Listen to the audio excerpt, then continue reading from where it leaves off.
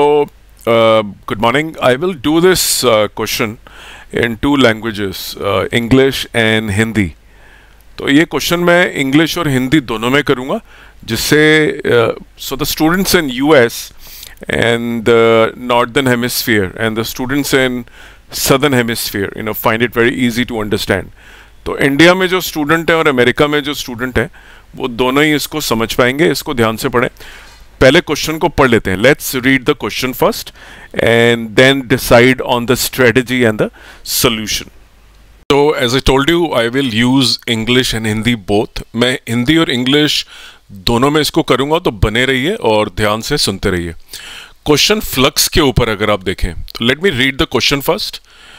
A charge particle is suspended at the center of two concentric spherical shells that are very thin and made of non-conducting material. ये काफ़ी interesting बात है, right? Generally in questions के अंदर conducting material का sphere होता है और चार्ज जो है कंडक्टिंग मटेरियल के ऊपर आ जाता है, उसके सरफेस के ऊपर आ जाता है. You cannot have charge inside a conducting material, it has to be on the surface. लेकिन यहाँ पे दो नॉन कंडक्टिंग शेल है, शेल नंबर ए और shell number B. Cross section हमें दिया हुआ है शेल्स का जो स्फेरिकल है. द फिगर शोज, अभी ग्राफ के बारे में बात हो रही है. The figure talks about graph now. Gives the net flux through a Gaussian sphere centred on the particle as a function of the radius of the sphere.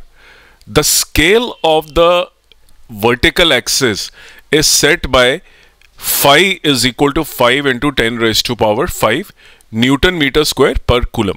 तो जो ग्राफ दिया हुआ है वो बेसिकली दिया हुआ है फ्लक्स वर्सेस रेडियस का. मैं हिंदी में अनुवाद करके आपको बता रहा हूँ. और स्केल दे रखा है आपको फ्लक्स का.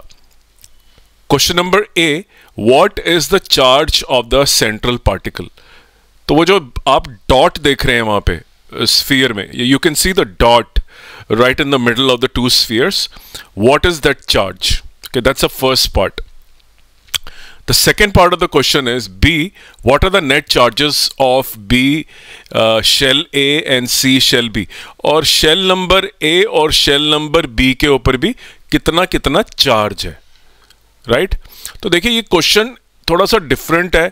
जनरली हम जब कंडक्टिंग स्फीयर्स लेते हैं तो सारा का सारा चार्ज बाहर अपीयर हो जाता है, right? It appears out when we solve the problem. This is non conducting. तो आप देखिए ए पे भी चार्ज है और फिर बी के ऊपर भी चार्ज है, right? We will let's solve it. इसको सॉल्व करते हैं और देखते हैं. बट ध्यान रहे कि ग्राफ की मदद से सॉल्व करना है.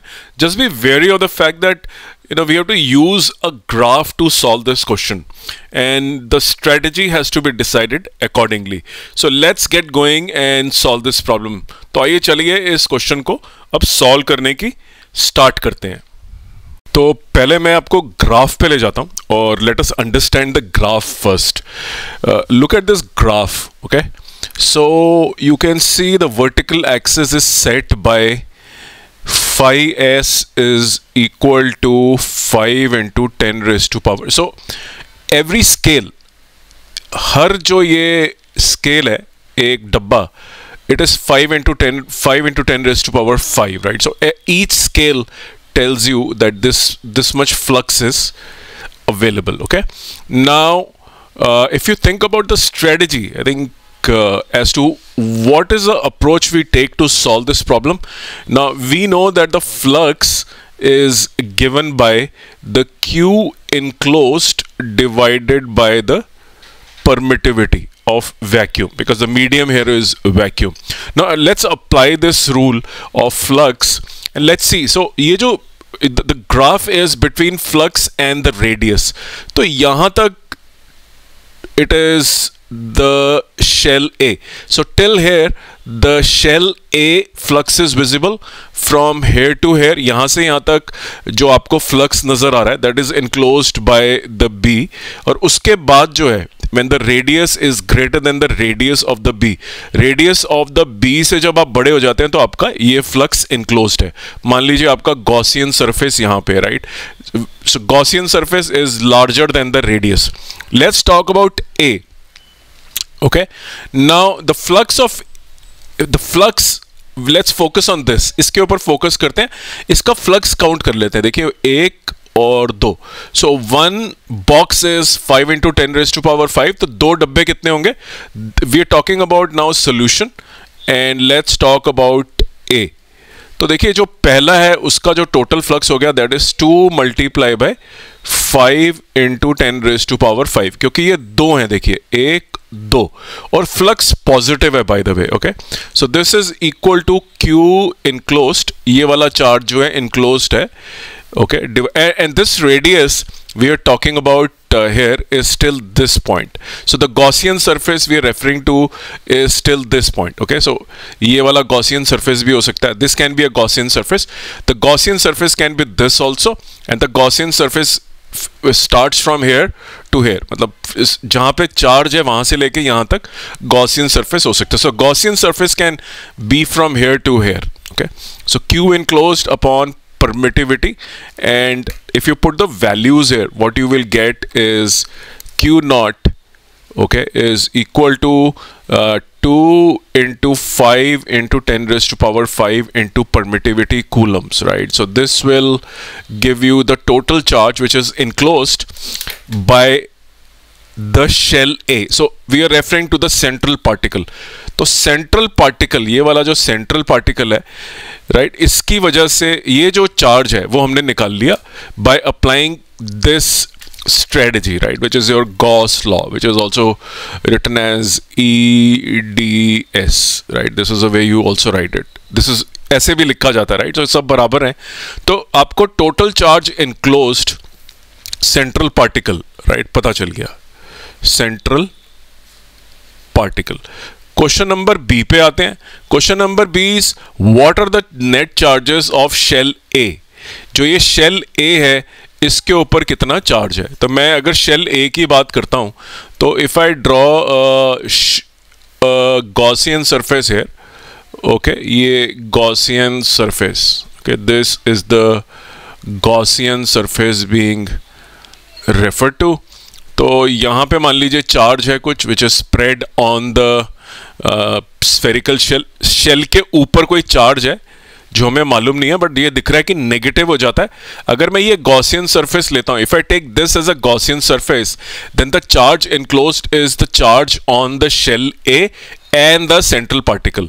तो दोनों ही चार्ज इंक्लूड होंगे. अगर ये गॉसियन सरफेस में लेता हूं तो जो चार्ज शेल ए के ऊपर है वो भी इनक्लोज्ड है और सेंट्रल पार्टिकल भी है. तो लिखने का क्या तरीका रहेगा, we will write this as, और इसको काउंट कर लेते हैं, 1 2 3 4, right. So this is 4 into 10⁻⁴ into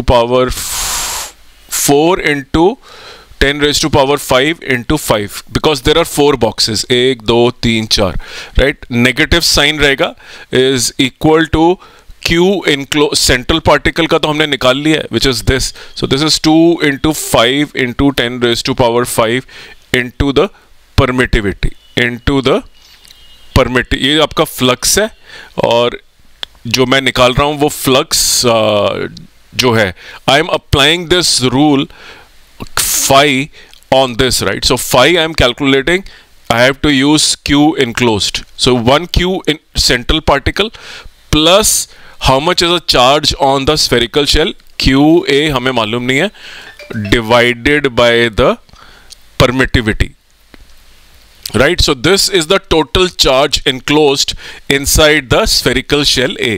A का अपना चार्ज और जो central charge है दोनों को ऐड कर दिया. So we've added both the charges, the charge on the spherical shell and the central charges, and the total flux is this. If we solve this equation, what we will get is QA, which means we will be able to find the charge on the shell A also. Let's talk about part C. What is the net charge on shell B? So now the total charge enclosed in shell B, if we see, right, will be the sum of the charge on the shell B, QA, and the central charge, Q central, right. तो total charge enclosed की अगर मैं बात करूं, that will be given by QA plus QB plus Q. Okay, this is what we are referring to now, and this will be equal to the phi enclosed, the phi associated with this charge, and how much is this phi which is outside the, जो बाहर की तरफ है, जिसका Gaussian surface ये है, तीनों charge, ये इसके ऊपर चार्ज, इसके ऊपर चार्ज और ये चार्ज, इसकी वजह से जो फ्लक्स है वो निकल रहा है 1 2 3 4 5 6, राइट। तो we are talking about 6 into 5 into 10 raised to power 5 is equal to the total charge enclosed. Now we know the value of Q naught. It is 2 into 10 raised to power 5 into 5 into epsilon naught, plus we know the value of QA. QA we can calculate from here, right? Solving this we can get QA plus QB. तो आप इसके अंदर QA की value डाल दीजिए, आपको QB भी मालूम चल जाएगा। I have use positive here क्योंकि ये पॉजिटिव फ्लक्स है, अगर आप देखेंगे the sign is positive, right. So now you are able to solve Q central, Q spherical shell A and Q B। तो तीनों के तीनों चार्जेस आपको मालूम चल गए। So you are able to find all the 3 charges at the centre on the spherical shell A and on the spherical shell B. Remember, these are non-conducting spherical shell, and the concept of non-conducting shell and the difference between conducting and non-conducting shell should be clear to you. I already have a playlist on Gaussian surface. मेरी playlist है Gauss के ऊपर, उसको ज़रूर देखें। बहुत सारे important numerical JEE Mains, NEET, West Bengal JEE, AP Physics और Telangana engineering entrance examination, ICAR, NEET examination के बहुत सारे न्यूमेरिकल ऑलरेडी सॉल्व्ड हैं एंड विद एक्सप्लेनेशन। तो फिजिक्स में देखिए जो थ्योरी है वो रीजनिंग है बेसिकली, राइट, कि रीजन क्या है। तो रीजनिंग ओरिएंटेड और एक्सप्लेनेशन ओरिएंटेड चैनल है, इसका हर वीडियो देख के जाएं, आपको बहुत फायदा होगा। You will be able to understand the whole thing कि करते कैसे हैं क्वेश्चंस को, राइट। ये सिर्फ आंसर ही नहीं है बल्कि डिटेल्ड एक्सप्लेनेशन है जिससे कि आप इंडिपेंडेंटली क्वेश्चंस को सॉल्व कर पाएं। तो if you like this video please give it a thumbs up and also subscribe to this channel. मैं अगला वीडियो शीघ्र ही लेके आने वाला हूं और आप कृपया करके जो गॉसियन सरफेस और गॉस की जो न्यूमेरिकल्स हैं उनको देखना ना भूलें।